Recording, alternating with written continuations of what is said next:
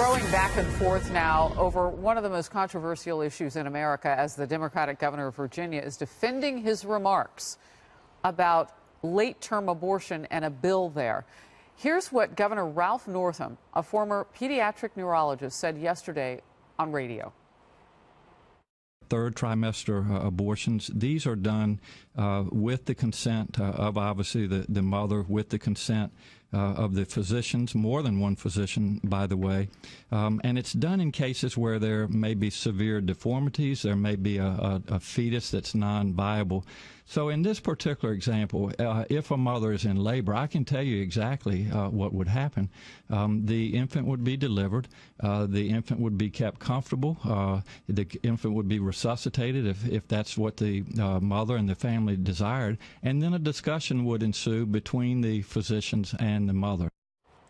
The exact intent of his comments, not clear, but some commentators and lawmakers took them to mean he was discussing the possibility of letting a newborn die. In response to that criticism, Governor Northam has now tweeted this statement: "I have devoted my life to caring for children, and any insinuation otherwise is shameful and disgusting," end quote.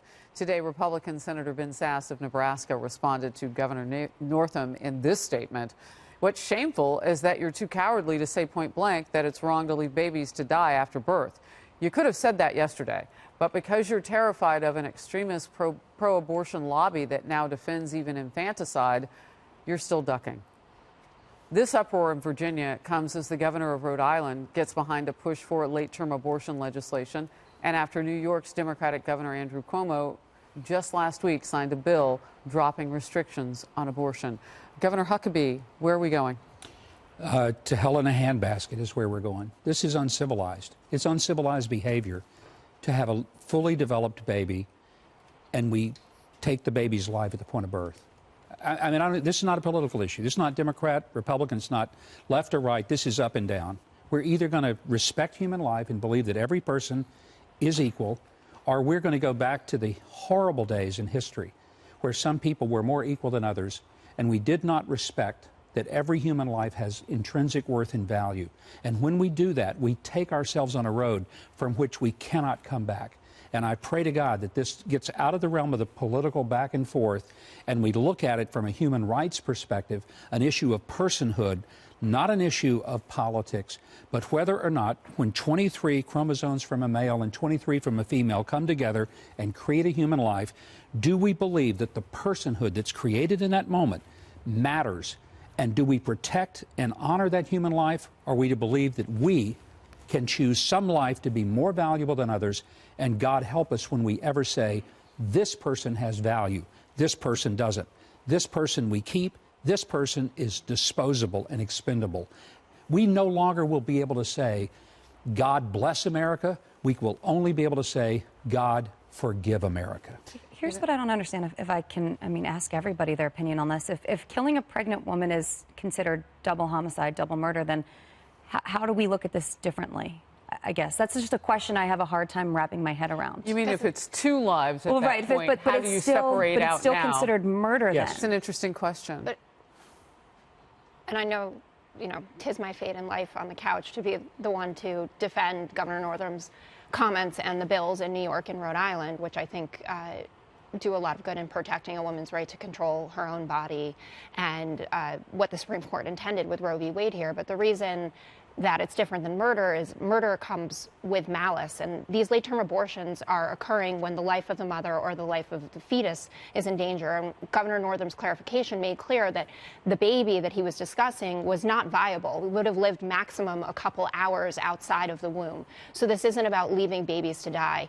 And some little-known facts about what went on in New York, because I know there was big uproar here last week about it, is that our penal code actually works in such a way that a woman could be punished for having a late-term abortion. And we talked about that during the presidential election when then candidate Trump stumbled into a whole big mess where he said that women should be punished. And even the Susan B. Anthony group said, no, that's not the case here. This is about women's reproductive health.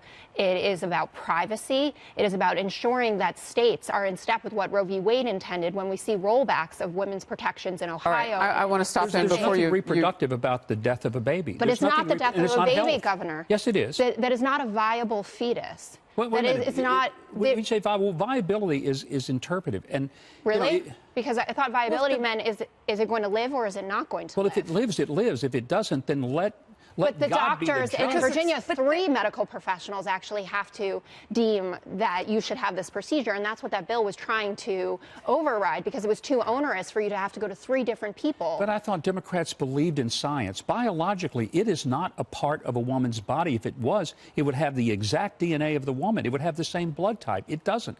It is a distinct, unique human being from the moment of conception. But one that can't live on its own. But that's why these abortions... Actually, we're kind of talking about 2 ends of the spectrum here, and I want to make sure that we're apples and apples.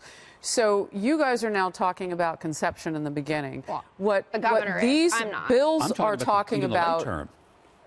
go with what the governor of Virginia said, and that was this is at the beginning of life, like the baby's already been delivered. Yeah. The baby has been I want to live get on its back own. to where we're going, though, because, Morgan, you've got 3 states, Virginia, Rhode Island, New York, and this issue is popping up, and Jessica put it well, at a time when Roe versus Wade is being talked about more politically, because everything is seen through that prism. Is there, I don't want to say the word coincidence, but is there a thread here, if you will, among Democrats and this particular issue and where we are? I think that this is an incredibly difficult issue for a lot of people to talk about. And what the Democrats have done here with these cases, I think, has stirred up a hornet's nest in that probably many Americans are fine with things under 5 months. But once you start getting to a full-term baby, you start to ask yourself, well, and I'm not a medical professional, but if the baby can be born, I understand what the governor is saying. Why don't you just let God, fate determine whether that baby, birth the baby, whether it lives or dies? I think that these are choices that women need to have with their doctors. They need privacy to do it. But as a society, I think the pushback that we saw yesterday is people really went to say, wait a minute, this is a full-term baby. This is a human life. And I think that there is just, I don't want to hit any women over the head. I don't want to demonize people. That's not the message I want to convey here. But I think whenever you start to see a baby that could live fully outside of the womb, you start to ask yourself, well, who are we if we're not doing everything we can to protect that baby? And I think that's correct, and I don't think that any of us feel differently about that. But what's going on here with these cases, which I might add that only 1% of abortions occur after 20 weeks. So this is a very small percentage of things that are happening. But if you're in that 1%, that's a life. And there have also been babies who and it's the their mother's parents life have been told that they were going to die and they haven't. And it's a medical phenom. I mean, I get it. It's rare, but it still happened. But Jessica, but the bill is there, what, in order to protect the women from being prosecuted? Is that the point? Well, that's part of it, but it's also to ensure, again, at a time when I haven't heard that from the doctor. Have any women or doctors been prosecuted?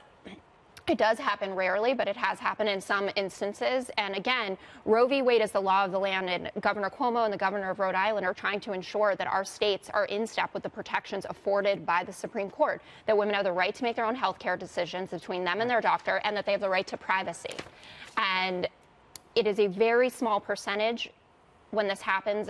I think that the governor should clarify even further his comments that fetus he was discussing was not viable on their own. I did reach out to his office today, so I'm waiting to hear back.